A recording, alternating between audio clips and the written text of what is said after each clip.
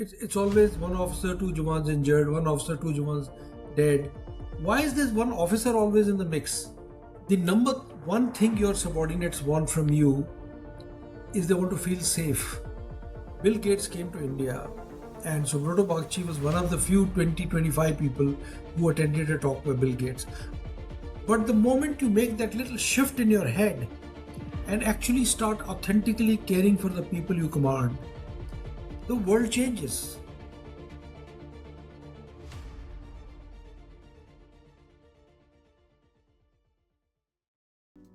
Okay, great. So, welcome. You asked me not to call you Major or Sir, so I'm addressing you Neeraj Bali because that's what you want your colleagues and friends to call you. But I have a lot of respect for you. It's my honor to host you on Shelly Thoughts episode 4 here, and I Thank you. know that people are going to learn a lot from you because you have led facets of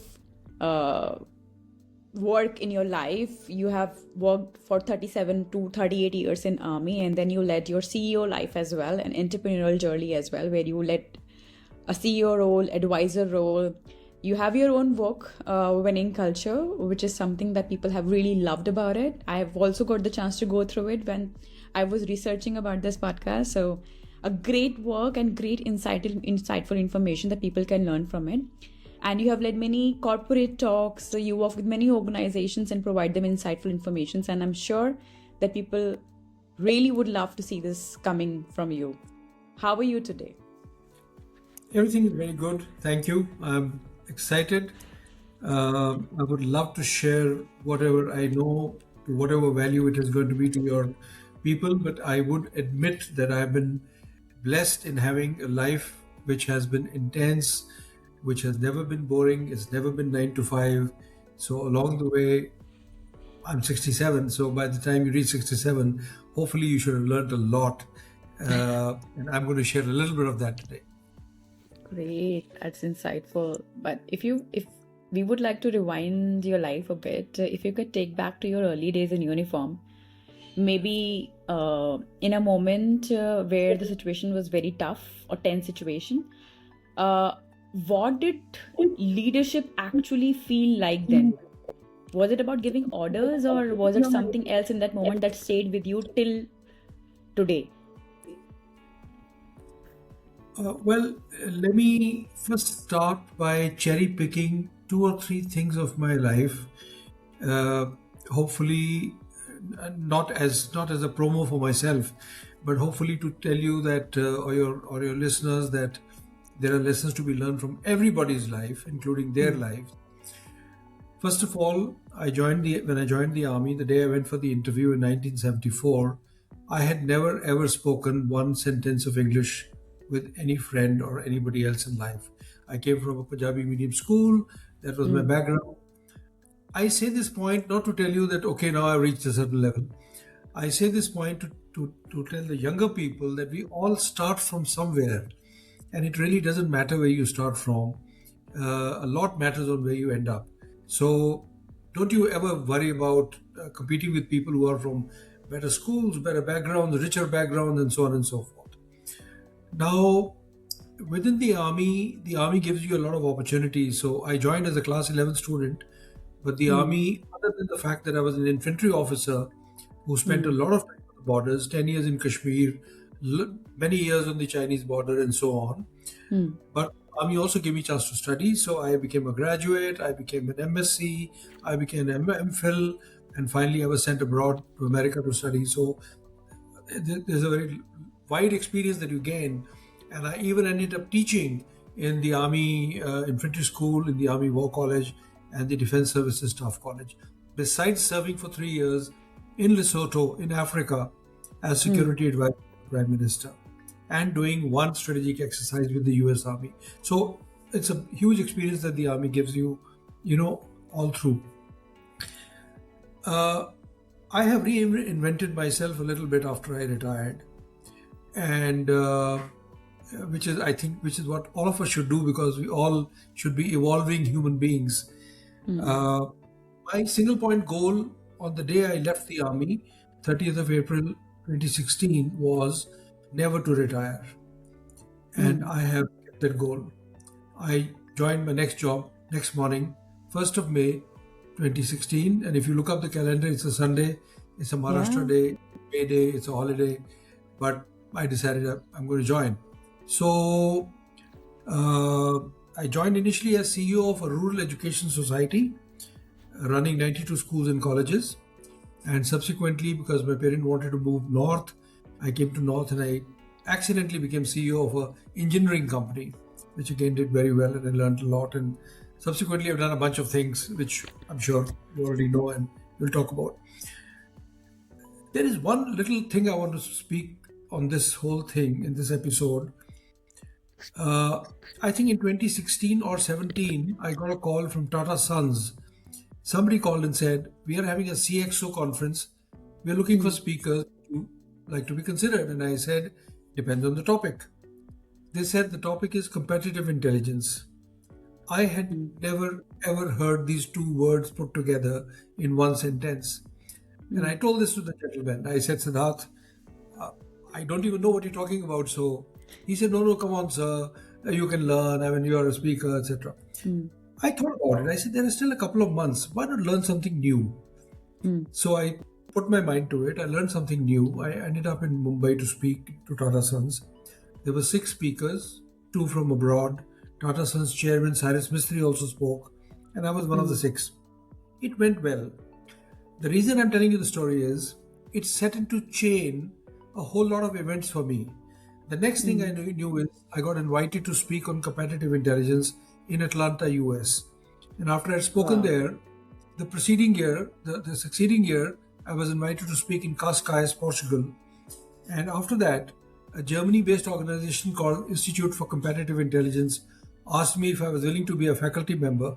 I started teaching a workshop online for 3 or 4 years. In 2024, I went and spoke in Germany on the subject.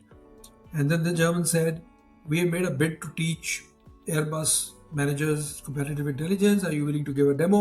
And I said, "Sure." I gave a demo. And as a result of which, this year I made 5 trips to France to train managers of Airbus. And I'm going to make 4 more next year. Now, what is the point of the whole story? The point of the whole story is not that I'm doing something great. The point of the whole Yeah. story is when we talk about luck, which is what many of my friends say, "Oh, this guy's damn lucky. Look at him, he's all over the world." You are lucky, but luck is your ability to identify opportunities and to take opportunities, to take risks. Luck doesn't come on its own. Luck sits happily in the intersection of opportunity but preparation. And I thank the Lord that that day on that stray call that I got in the middle of the evening, I said, "Yes, I will talk." And look, here I am. Okay, so this is one part of the story from my life I wanted to tell. Essentially, to bring out the lesson. I mean, it's got nothing to do with my greatness. It's about the lesson.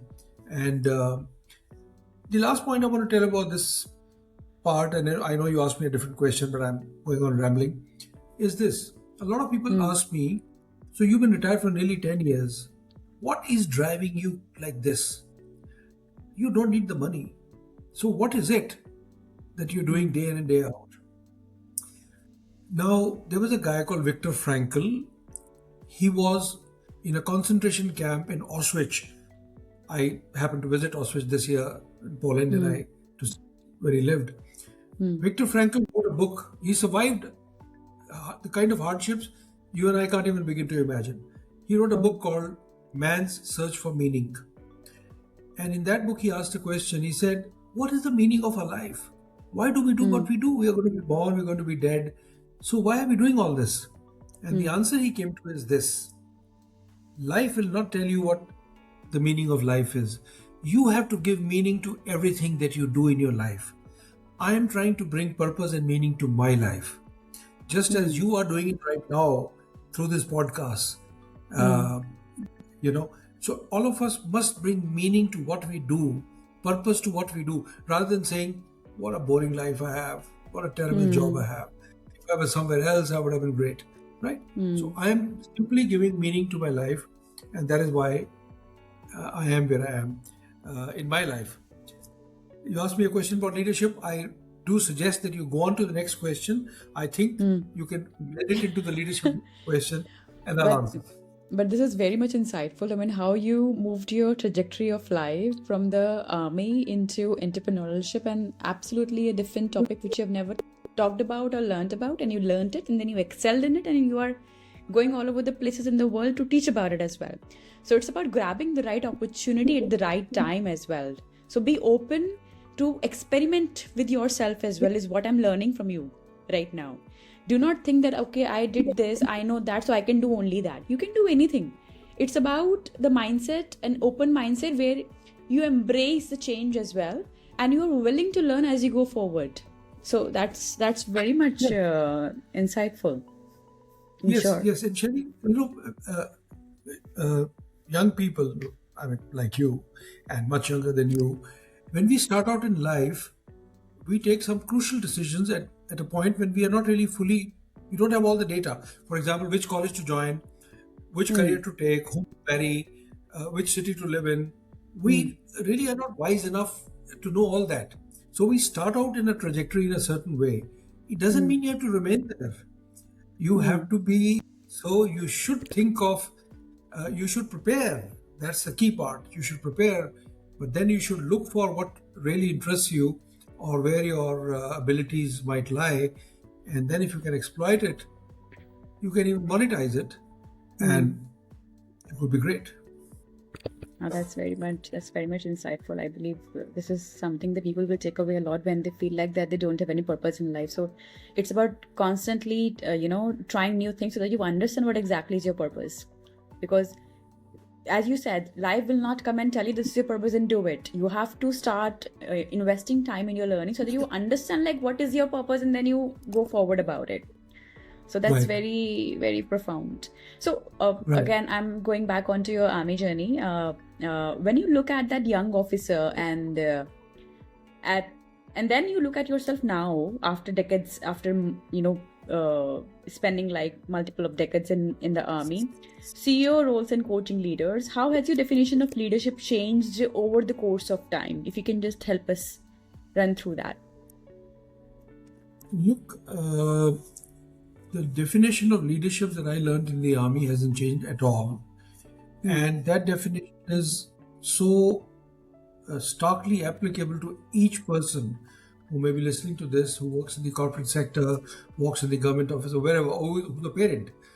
That definition really, really applies to everybody, and that's a definition, and that's a approach that the army teaches you instinctively.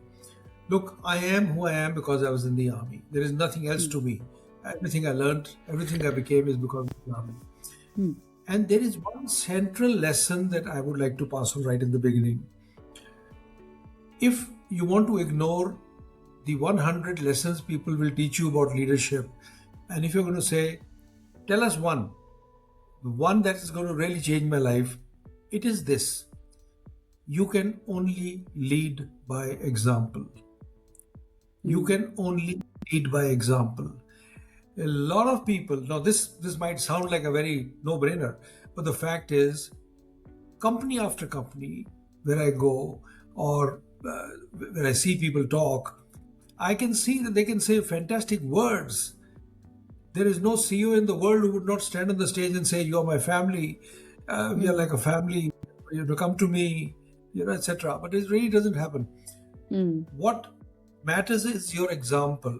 Please remember that there comes a time in your life when your own children do not follow what you say. They will do your Hmm. namaskar, touch your feet, they'll do Hmm. pranam. They will Hmm. not follow what you say, they will follow what you do. That is Hmm. why boys and girls start resembling their parents by the end of their lives. They, Hmm. it's the example that really matters. So if your own flesh and blood is not going to follow you other than by example, what chance Hmm. in hell do you have that somebody working in your company will follow you? Hmm. You'll become a manager, you'll become a senior manager, you'll become an MD also. Okay, those Hmm. are designations. They're not Hmm. leadership roles. But people will follow you for what you do. And for the corporate sector, all it means is you've got to work harder than the people you're commanding. You've got to take greater risks than the people you're commanding. You have to be more competent than they are. And that's the only way they're going to respect. The other Hmm. day, there was a company I was advising. I have been advising for years. And when I was walking around in their plant, I met a supervisor and I said, "So, what are the main problems about this particular machine? In operating the machine?" So he gave me a couple of answers, and it looked like theoretical. So I said, "What is your personal experience? When you operated it, how did you feel?" He said, "But I've never operated it." But I said, "Why?" He says, "It's not my job." And I just stood there wondering, how is this man working on the machine who's worked for 20 years going to respect the supervisor who doesn't know the job? Okay, who doesn't know what he Yeah. does? So this is what it is. Let me end this part by giving you a stark example. When I wrote the book, The Winning Culture, there's one particular chapter which I have called Why Are Officers Dying? It's a very strange chapter. But the background is that when I was in Kashmir, at one point I was staff officer coordinating all the anti-terrorist operations. I did a deep dive into data for the last 10 years as to why do we suffer so many casualties? How is it?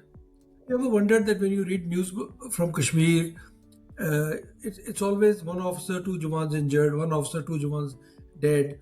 Why is this one officer always in the mix? What is the problem? The reason is that while tactically the officer is not supposed to physically be the first guy, but our youngsters in the army want to lead physically by example and from front. You can stop them as much as you want, but they will still do it. When this firefight begins, I've seen youngsters tell the jawan, "पीछे हट तू, गोली लगेगी तेरे को, पहले मुझे देखने दे क्या है." Okay. Wow. Why won't people follow you on the slopes of Kargil if this is your example? And that is what it is. So this is one great lesson. I can talk about more lessons, but let's go on to the next one. So leaders should lead from front, because then only people will also not only respect you, but also will curate better path forward to do the work even better, right? So lead from front, lead by examples is something that every leader should learn wholeheartedly, right? Great. I believe that. Absolutely. And let me also at the same point give you a secret source of motivation in the same breath. It's linked, but it is different. The number one thing your subordinates want from you is they want to feel safe. In the army, men follow us because they physically feel safe. They know this officer is not going to jonko us into some difficult situation without risking it himself. They know that if they get hurt, he is never going to leave us in the battlefield. If you've seen the movie Sher Shah, the reason Vikram Batra died is because he was trying to save a soldier who had been shot. Actually, that soldier was already dead. They're still trying to save him. So in the army, it's physical. But soldiers also know that if they get killed, the army will never forget their family. They will never, they will take care of them even subsequently. What it means for people in the corporate sector is, ask yourself this question. Do my subordinates feel good and safe working under me? Not popular. I don't want you to be popular. I want a situation where a subordinate says, this man will never be sarcastic. At the end of the year, he will give me my due. He will always take care of my interest. He is genuinely interested in my well-being, including my family's well-being. He will kick me for the right reasons and he'll appreciate me for the right reasons. He will take care of me. He will be dad, not a father. He will be a dad. Okay? So that's the central reason why people follow people. So this is the question that's worth asking yourself. When people come to work for you, do they feel safe? Do they feel good about it? Or are they cursing all the way in the metro and saying, "कहाँ फंस गया मैं?" I've seen that. ये मैंने खुद देखा है कि अगर आपके बॉस सही होते हैं, then people go at length to make sure that the boss never fails. I have myself worked with among the best of the bosses in the world who gave me the freedom to lead from the front, right? मतलब मुझे कभी उन्होंने micro manage करने की कोशिश नहीं करी. उन्होंने बोल दिया कि Shaily, this is your work, this is the job, you do it by yourself, you find out way how to do that. अगर एस्केलेशन भी होता था तो they never use to ask me क्या हुआ, दे आस्क मी अभी से solve कैसे करना है. So again, lead by examples is one, and of course, if you make people safe in what they do, they will go at length to make sure that the work gets done at the highest possible quality of their capacity. Absolutely. Why are we so fond of our parents? They make us feel safe. And the crazy part is, leader after leader stands on the stage and says, "We are a family." But do you really treat people like a family? Do you really make them feel safe? I want to very quickly give you one more corporate example of leadership. I'll forget, it just came to my mind. You know, there is a gentleman called Subroto Bagchi who had established a company called Mindtree. It's a fantastic company. Later on sold it. And Subroto has written a endorsement for my book. So I know the story. When he was working with Mindtree, when he was the founder of Mindtree, Bill Gates came to India, and Subroto Bagchi was one of the few 20-25 people who attended a talk by Bill Gates. I'm sure they would have paid multiple lakhs to attend that particular talk. And they had gone into the talk with an expectation कि Bill Gates हमें ऐसी कोई बातें बताने वाला है जो मतलब हमें पता चलेगा कि दुनिया 2030 में कैसी होगी और 2050 में कैसी होगी और टेक्नोलॉजी का क्या होगा. They went with high expectations. But Bill Gates spoke for an hour only about Windows. And he only talked about how good the Windows is and what the system is. So when they came out, they were very disappointed. But much later, Subroto Bagchi says, I realized what he was doing. Here is a billionaire, a multi-billionaire, head of Microsoft, who was selling Windows. He was not only selling Windows to us, he was giving a signal back home to all his people. Everybody's job is to sell Windows. Even I sell Windows. Okay, so this is a very subtle way of giving an example. So I just remembered that story. Oh, that's in fact the same thing, right? Make sure that you do not forget because Bill Gates is somebody who is passionate about his work, be it his tech work, be it his philanthropy work, right? Wherever he goes in depth of it. So he makes sure he never forgets the main agenda, to make sure that he has to make sure that his company is now $1 billion company, sometime become $1 trillion company as well. So whatever you're doing, give your whole heart to it to make sure it works. Great. So now I'll go to your book, The Winning Culture. You talk about, you've talked about powerful ideas. You say that a lot of corporate leadership has become too transactional. It's all about package CTC numbers. While in the army leadership is deeply relational. People follow you not because of a letterhead, but because of a bond. Can you explain this shift from transactional to relational leadership in your own words? I know you've mentioned about you should make people safe, but is it the only way to have a relational factor with your employees or between the leader and an employee, or is there anything else? Yeah, so first thing I want to say is that there is no contradiction between chasing profits and what I'm about to say. A lot of people begin to question this concept by saying, it's a great story, Army is doing great, there's number one organization, but our circumstances are so different. And our circumstances are different. We have to chase profits, we have to chase top lines and bottom lines and so on and so forth. Where do people in the army come from? The people from the army come from the exact same background as everybody else in India. उन्हीं घरों से, उन्हीं शहरों से, उन्हीं छोटे गांवों से, उसी तरह की पेरेंटिंग से, उसी तरह की फाइनेंशियल एंजाइटी से, उसी तरह की एजुकेशन से हम सब आते हैं. My own example I just gave you. So the magic happens after we join the army, and that magic is called culture. हर ऑर्गेनाइजेशन का, हर परिवार का, हर पॉलिटिकल पार्टी का, हर कंपनी का एक कल्चर होता है. What is that culture? Culture is what we collectively do. चाहे वो आप कल्चर बहुत समझ के बनाएं और चाहे आप उसको वाइल्ड घास की तरह उगने दें, कल्चर बनेगा. So the number one thing which people do not realize is that unless you focus on that thing called culture and you improve the culture, things are not going to improve, because people instinctively do things based on the culture of the organization. That's what we did in the army. We frankly were not fighting for Hindustan ka janda or things like that, which I learned words like patriotism only after I retired. वो मैंने खाली Hmm. Twitter पे पढ़े. We would fight because that was our culture.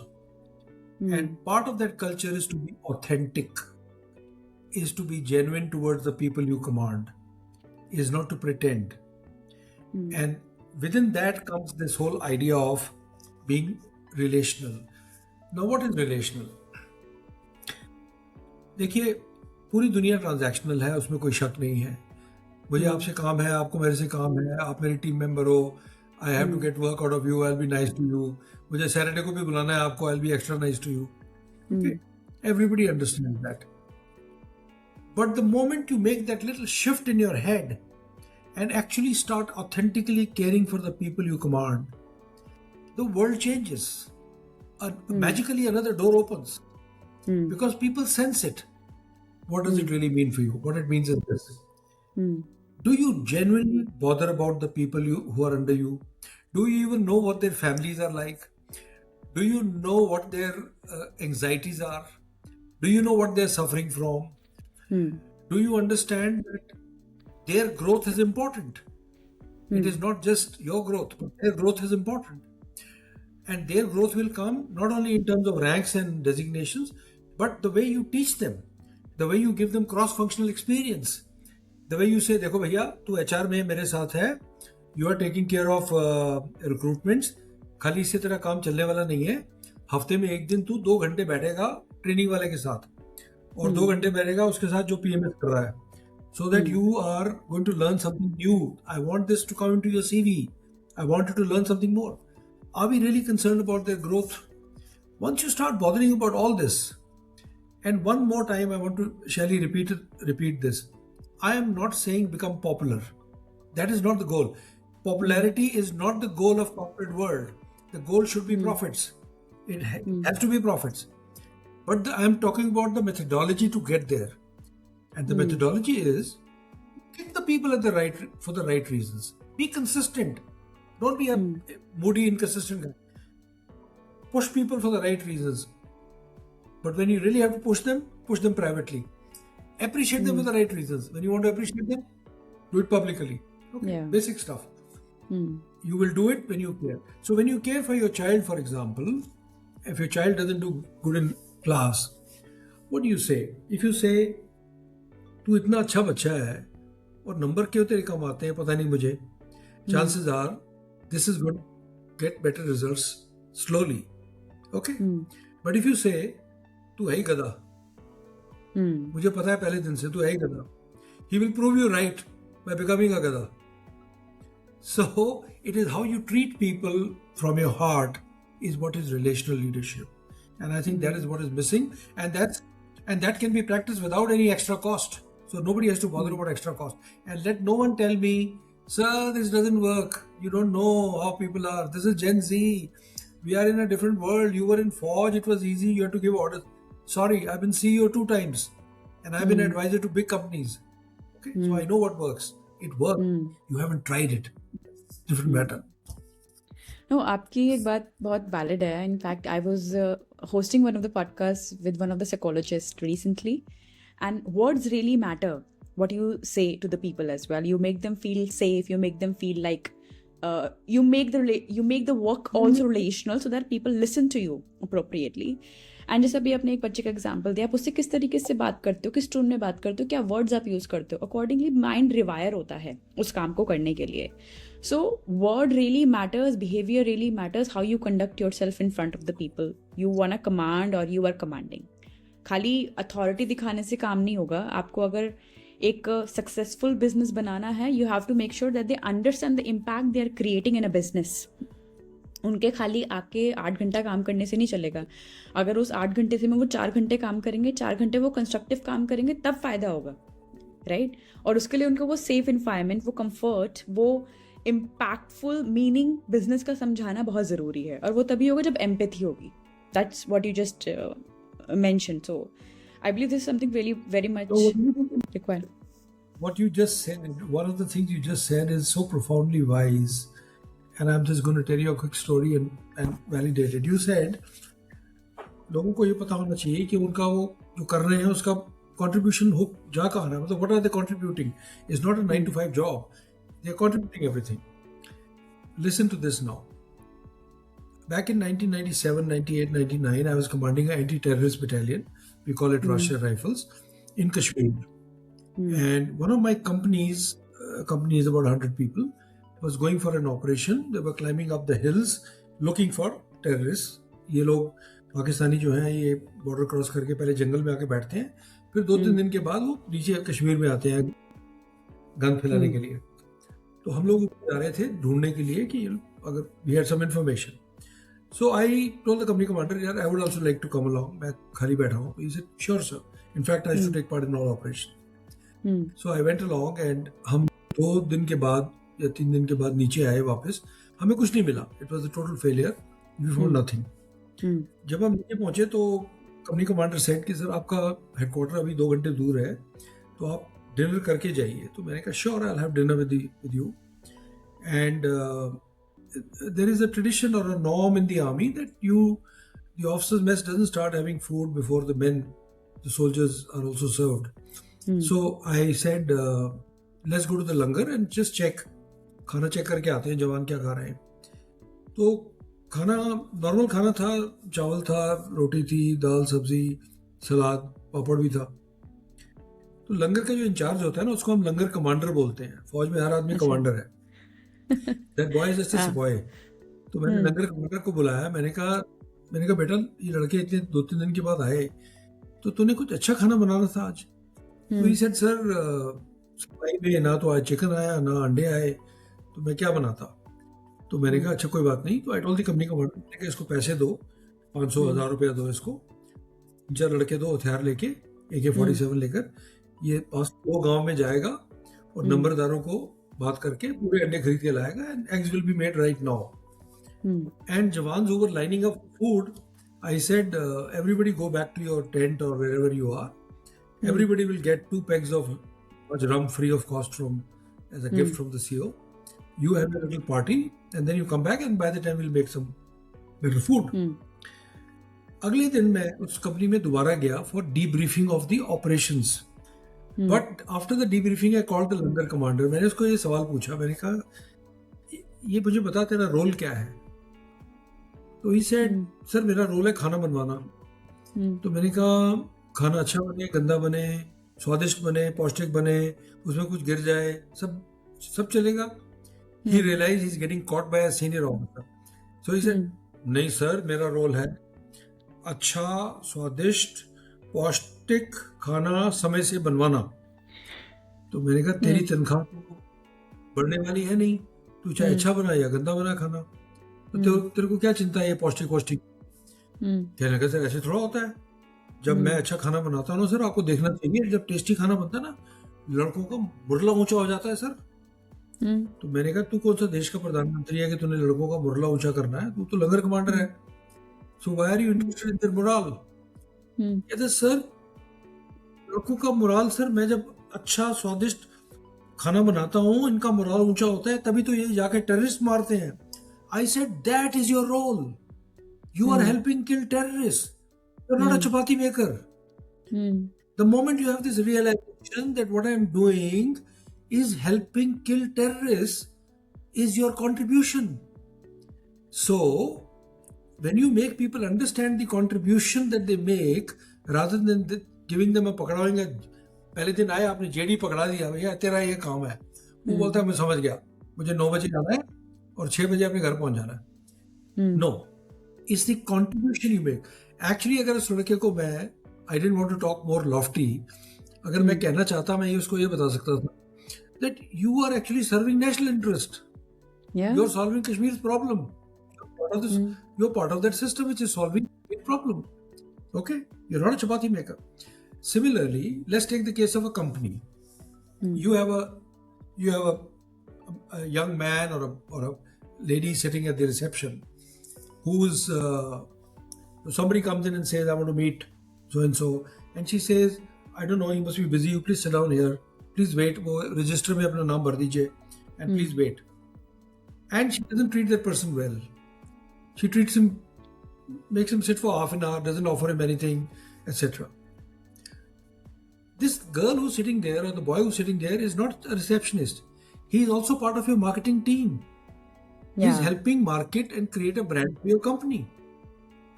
Just as the chowkidar standing outside your door is also helping create a brand. Everybody's job is to create a brand. Okay? So once you explain people the contribution like this, and not only explain, make them feel important about this, Yeah. then people behave differently. A teacher who says, my job is to come to school in the morning, to complete the syllabus and go back, versus a teacher who says, I feel I'm going to create one or two great citizens, मेरा तो होता है कि बच्चों का मैं future बना दूं किसी तरीके से. These two teachers are going to behave differently. And Absolutely. that's the role of the contribution. No, that's very true. और वो यानी कि जो भी आपने एक आर्मी का स्टोरी बताया, उनका रोल कितना क्रूशियल है. अगर वो समझ जाएंगे तो वो एक तो शिद्दत से काम करेंगे, प्लस उनको पता होगा कि उनका कंट्रीब्यूशन कितना सिग्निफिकेंट है for India as a country to flourish and be safe by these army officers and army people. And इससे मुझे एक चीज़ याद आई, like when I was in GE, बाद में वो बेकर ह्यूज हो गई थी, तो I was into procurement and supply chain and then I moved into project leadership role. So project में हमेशा ना प्रोजेक्ट और सोर्सिंग का रोल बहुत ही कोलैबोरेट वाला होता है, बट उनमें रिफ्ट भी बहुत ज़्यादा होता है. बिकॉज प्रोजेक्ट बोलते हैं मुझे आज चाहिए, सोर्सिंग बोलते नहीं मैं 2 महीने बाद करूँगा, तो ये रिफ्ट बहुत चलता है. सो ये मैंने अब because I have been at both the fences, तो मुझे पता है कि कैसे काम करना है, कैसे चलाना है. तो what I started doing when I become the project leader, I started involving my sourcing and procurementing during my conversations with the customer. Of course, few ones, so that they understand कि भाई customer की requirement क्या है और उनका role कितना crucial है. अगर वो मुझे बोल रहे हैं कि एक वॉल्यूम बॉटल जो प्लांट में लगेगी कंप्रेसर को रन करने के लिए वो 8-9 महीने बाद आएगी, और जहाँ मुझे कस्टमर बोले मुझे 6 महीने में चाहिए, तो मैं उनको मीटिंग में बिठाती थी, मैं उनको फील करवाती थी कस्टमर हीट और कस्टमर का क्या इम्पैक्ट होगा अगर हम वो टाइमली डिलीवर नहीं करेंगे. तो इससे क्या हुआ, first of all they felt very important कि हमारा कॉन्ट्रीब्यूशन कितना सिग्निफिकेंट है. अगर हम यहाँ पे सप्लायर से एक अच्छे से नेगोशिएशन करके उसका मैन्युफैक्चरिंग लीड टाइम किसी तरीके से एक्सपेडाइट करके एक्स्ट्रा पे करके या किसी सप्लायर क्वालिटी मैनेजर को वहाँ बिठा के अगर हम कर सकते हैं तो let's do it. And they did that because उनको पता लगा कि they are just not somebody who has to work internally. उनका एक स्टेप एक्सटर्नली किसी भी कंपनी के ब्रांड की वैल्यू कितनी इम्पैक्ट कराता है, वो कितना क्रूशियल है. And then they started working just like a PMs only, because now they understood कि भाई we are just not sourcing people, we are the ones who is actually handling the supply chain of the business right now. So once वो approach start हुई तो projects timely deliver होने लग गए. So again relating to your story कि make them understand their impact. That's really an excellent example.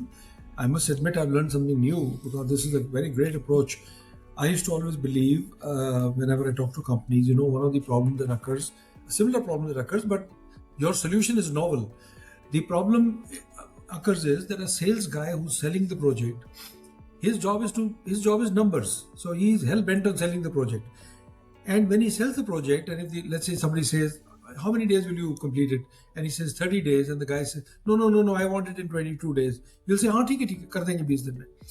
But he is not even checking backwards on the line, neither with the sourcing, nor with the PMC, nor with the PPC, nor with the guys who have to manufacture, as to whether we can really fulfill that promise.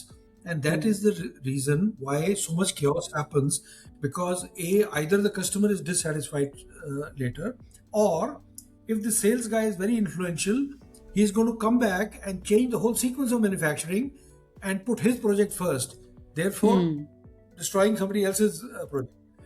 But the solution that you've given, I'll keep it in mind. It's a great solution. If everybody's involved in that conversation, then everybody understands the pain, and I think that's a great solution. And यही same strategy I applied during my time with Air Liquid as well. Like, because sales again want to have the solution just in a just we need it now. So क्या होता था कि वो 2 महीने से customer के साथ interact कर रहे हैं, वो पाइपलाइन बता ही नहीं रहे कि हम ऐसी पाइपलाइन में शायद प्रोस्पेक्टिवली हम बिड करने वाले हैं और हम जीत भी जाएंगे टेंडर. वो क्या करते थे, वो एंड में बताते थे जब उनको थोड़ा सा कॉन्क्रीट दिखता था. So what I started doing, I started having fortnightly connect with the sales leader just to make him understand what is happening right now in supply chain and procurement and operations, and to understand his pipeline as well कि क्या चल रहा है, ताकि अगर कोई एकदम से sudden request आती है, I want to make sure that all the sourcing specialists, buyers and category managers are there to support him. So एक early involvement is what we started, and जिसकी वजह से क्या हुआ कि वो एक thrashing बंद हो गई कि हमें सोर्सिंग की वजह से हम प्रोजेक्ट बैक नहीं कर पाए, या फिर हमें टाइमली उन्होंने कोट नहीं दिया, लीड टाइम नहीं दिया. सो वही it's about the proper flow of communication and make them understand the pain of the different departments as well is very very crucial over here. Yes. Okay, great. I'm just moving ahead on the same only. And can you, for the manager who is listening right now, who is under pressure of quarterly targets and dashboards, what is something practical they can do this month to start building relational equity with their team without losing efficiency? It's like they have to make sure that they are more approachable. They should make them feel safe, which you just mentioned as well. Make them feel impactful, like what exactly they are curating. Are these the 3 mantras you believe that these managers should start doing it with their teams now? Yeah, absolutely. Really speaking, though, that's the crux. I've already covered that unless you feel relational towards your team, unless you make them feel safe, and unless you lead by example, it's not going to happen. I'm going to add one more to it. A lot of people have spoken to me and said, I don't know how to correct my team when they make mistakes. Because आजकल के ज़माने में कुछ कहो तो बुरा लगता है, फिर वो बोलता है मैं जॉब छोड़ दूंगा, ये करूंगा, वो करूंगा. What should we do? How do we correct our team's behavior? Now, first of all, it goes without saying that whatever you do, you have to do with dignity. You never violate anybody's dignity. It's one central lesson even in the army. You do anything you like, but you don't violate somebody's dignity. I'm going to give you a framework which probably most people wouldn't have heard about. The problem is कि हम अपनी team की सब गलतियों को बराबर मानते हैं. हम सोचते हैं कि सब गलतियां एक जैसी होती हैं, because we are essentially worried about our own jobs and our own respect and our own. हमें सीईओ क्या बोलेगा, हमें डिपार्टमेंट हेड क्या बोलेगा, गलती होगी तो ऐसा हो जाएगा. सब गलतियां बराबर नहीं होती, और आर्मी इस बात को बहुत अच्छी तरह से समझती है. There are 3 types of mistakes. The first type of mistake is error of judgment. आपने किसी को काम दिया, उसने अपनी समझ के हिसाब से बेस्ट इंटेंशन से उस काम को किया, लेकिन जो रिजल्ट था वो आपको पसंद नहीं आया, या उसका तरीका आपको पसंद नहीं आया. Okay? He is basically, this is an error of judgment. You must always overlook error of judgment. You can tell the person subsequently, अरे भैया इसको ऐसे नहीं, ऐसे कर लेना था. But you must appreciate the effort when a person goes wrong after making the effort, a genuine effort. The reason is, this is the number one reason why initiative is killed in the companies. All leaders expect कि ये काम भी करेगा और मेरे हिसाब से करेगा. Now nobody can read your mind. Whatever instructions you've given, on a given day, a person goes out in the market, he goes out in the field, he takes a decision. You don't like the decision. The thing to do is to say, कोई बात नहीं, तूने decision लिया ना, गलत हो गया, doesn't matter. मैं हूँ, I'll take the call. Great. I'm glad you took the decision. This is extremely important what I'm saying, because if you don't do that, you will end up creating a team of rabbits when you need a team of tigers. In the army, all errors of judgment are treated this way. Second is the error of laziness and omission. एक बंदे ने जानबूझ के काम नहीं किया, या जानबूझ के ढीला काम किया, वो खराब हो गया. That you must correct. You must pull up that person, you must brief that person, you must rebrief that person, you must train that person if required, you must give him a memo if required, and if it still doesn't improve, you must open that big door of your company and say, please leave. Okay, उसमें कोई वो नहीं है. The third is error of intention. जानबूझ के गलती करना. Somebody makes money. Somebody messes with a lady. Somebody does something stupid about your company's reputation. that should be punished expeditiously and immediately. Okay? ये जो 3 तरीके हैं गलतियों के, इनको अलग अलग तरीके से देखना बहुत ज़रूरी है. There was an instance in Kashmir where civilians had surrounded a polling booth. वो लोग पत्थर फेंक रहे थे, तो पोलिंग बूथ के अंदर सीआरपीएफ के जवान फंसे हुए थे.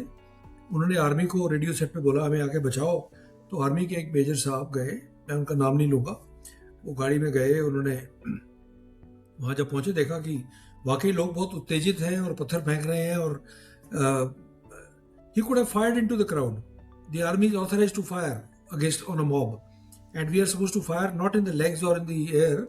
We are supposed to fire to kill, because it is assumed that police वाला काम खत्म हो चुका है, फायरिंग पुलिंग वाला. But this guy didn't do that. उसने क्या किया, उसने कश्मीरी को अपनी गाड़ी के ऊपर बांध दिया और बोला फेंको पत्थर, और वो गाड़ी को क्राउड में निकाल के ले गया और सब सीआरपीएफ को लोगों को बचा के ले आया. इसमें बहुत हल्ला हुआ. बहुत लोगों ने क्रिटिसाइज किया आर्मी को कि देखो, army is using civilians as human shield, this is the way we are treating Kashmiris, that is why there is Kashmir problem, etcetera etcetera etcetera. उस पर फिर आर्मी ने कोर्ट ऑफ इंक्वायरी ऑर्डर की. But before the court of inquiry could even finish the work, general Bipin Rawat, late, was my friend and my coursemate, went to Srinagar. He called for that officer and pinned a medal on his chest. He gave him a chief's commendation card. फिर दूसरा हल्ला हुआ, ये chief क्या कर रहा है. Basically media ने बोला उस पर तो इल्जाम लगा हुआ है, उसको मेडल दे रहा है. So General Bipin Rawat's logic was very clear. I mean, the same logic I would have adopted, same logic most army people will adopt. Whatever that officer did, it was an error, if at all, if it is an error, first of all, it was an error of judgment. He did the best he could have done. We trained him. We brought him. He's our child. And he takes the decision based on that knowledge. If we punish him, nobody in Kashmir will take initiative. People will wait for their boss to tell them what to do. Or they will fire into the crowd. Okay? So, here is a stark example of what is error of judgment and how you should treat it. Why this is difficult to do? Because it requires large heart and broad shoulders. It requires real leaders who say, don't worry, इस पे डांट पड़ेगी, पर मैं डांट सहूंगा, तूने action लिया ना, तू छोड़. I am going to go and meet the CEO. क्या है, तो गाली देगा? Okay? This is the other myth I want to bust for all your listeners. A lot of people think senior officers only want to know nice things. यार उसको कोई गलत बात मत बताओ, वो नाराज हो जाएगा. Give them only good news. Well, here is news for you. I have been a senior officer. So let me tell you what the truth is. The truth is, when you go and tell your CEO or your head of department, sir, गड़बड़ हो गई, उस plant में ना रात को बिजली चली गई और वो जनरेटर ऑन नहीं हुआ, 4 घंटे कोई काम ही नहीं हुआ, प्रोडक्शन पीछे हो गई. You are giving a bad news. What will happen? He will shout at you. He will get angry. Sure. Okay. But he will not hang you. Not going to throw you out of the job. What internally will happen in his mind is he will say, ये बंदा सही है. ये बंदा मुझे सच बताता है. You know why? Because 95% people are not telling him the truth. You are that sole guy who's walking up and telling the truth. You are going to rise in his eyes, in his esteem as a real leader. Try it. This is how we look at people who come and tell the truth. We get angry, but then we say, नहीं बंदा ये ठीक है यार, ये सच बोलता है. ठीक है? Now, here is a caveat. सच बोलने का मतलब नहीं है कि go and tell gossip. Don't tell gossip about others. That is not such. Such is giving the right information.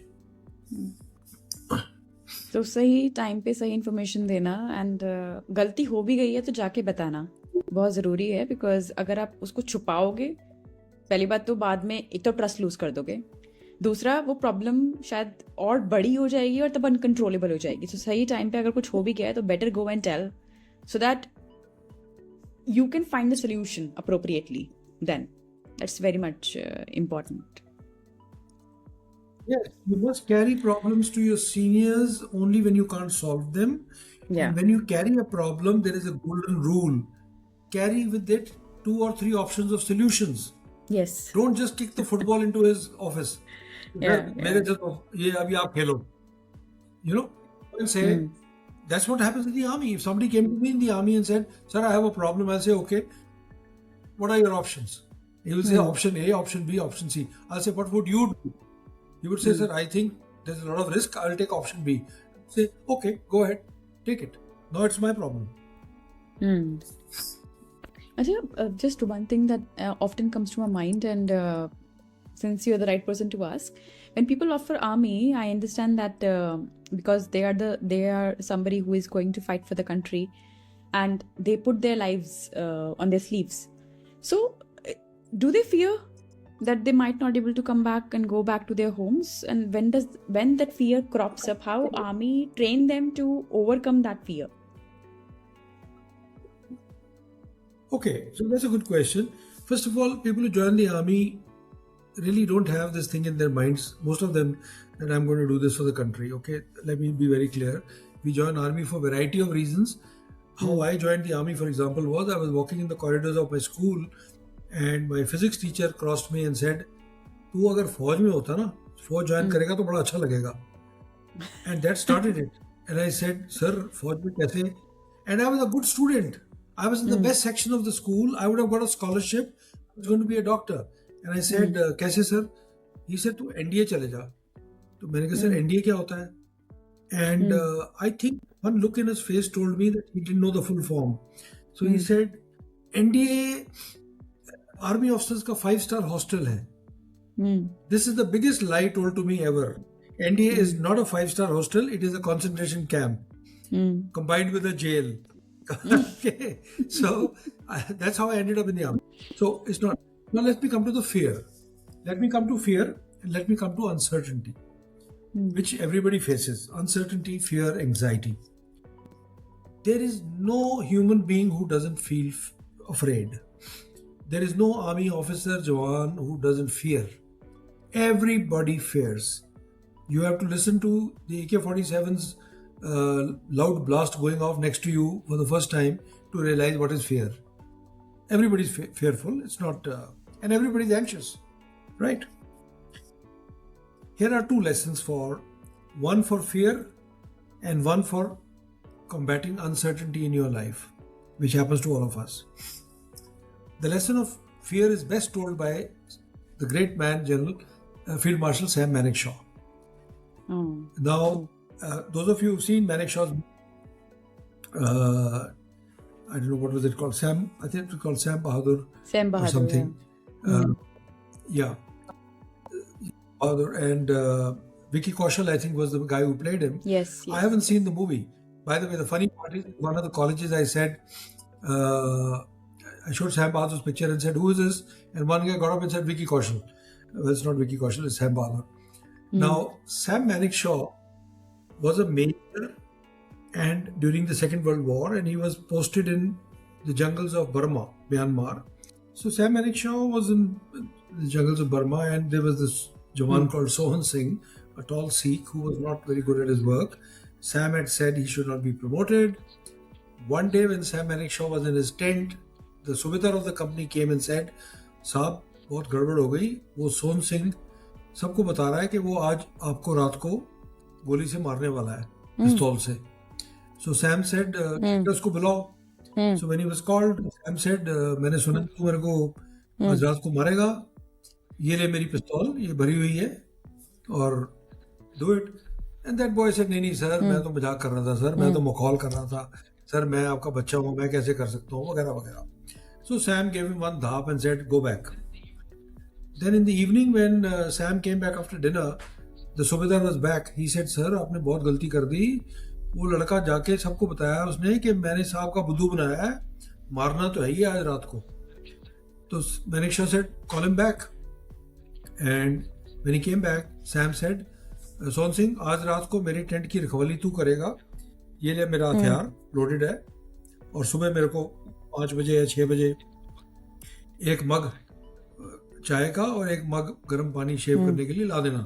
उसने कहा, "ठीक है सर." तो रात बीत गई, कुछ नहीं हुआ. So people asked Sam Manekshaw, "were you not scared?" आपको डर नहीं लगा? सैम सेड, "डर नहीं लगा? मुझे इतना डर लगा कि आई डिडंट स्लीप वन विंक. अब मैं डरा हुआ था. Every time I heard a noise, I said, "Oh, आ गया Sohan Singh." He said, "I was so worried."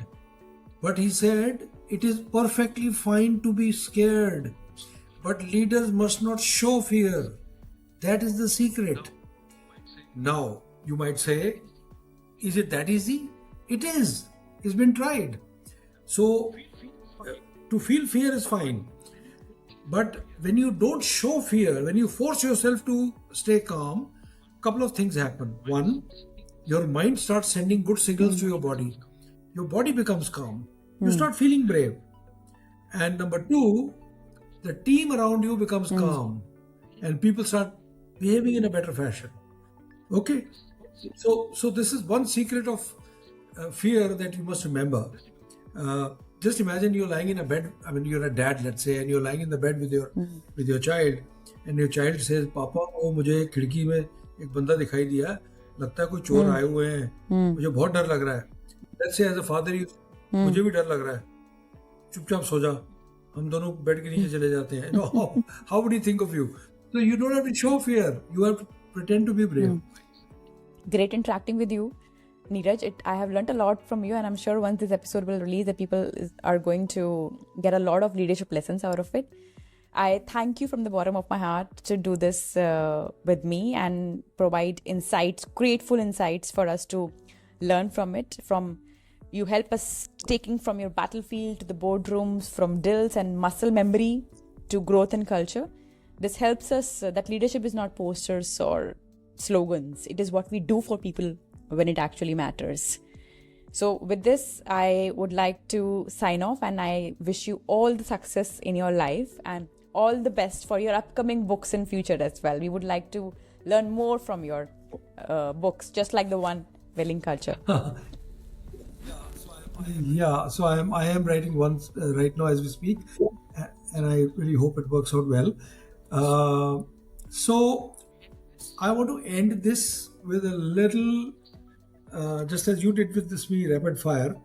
I'm going to end with my own rapid fire. I'm not going to ask you anything, but I want to tell you, I want to tell your audience that, whatever we said is not just sweet talk. It's not like some jalebi-like talk that, you taste very good, but finally will give you diabetes, nothing will happen. No, whatever was said was said authentically. I mean it. Shelly means it. We believe in it. And so my parting shot is, how do you think I know Shelly to start with? I know Shelly because we have never met. We've had one conversation on a platform, on Zoom, on the 22nd of May, 2nd of May, 2022. Oh, yes. You remember the date? Okay. So that is 3.5 years ago. And I also know that her birthday is on 31st of January. So I wish her whenever that happens. Thank you so much. That should tell you the talk about relational stuff is not fuzzy. It is real. I'm glad. Thank you very much for this Thank great you so opportunity. much for that. That really teaches me a lot today.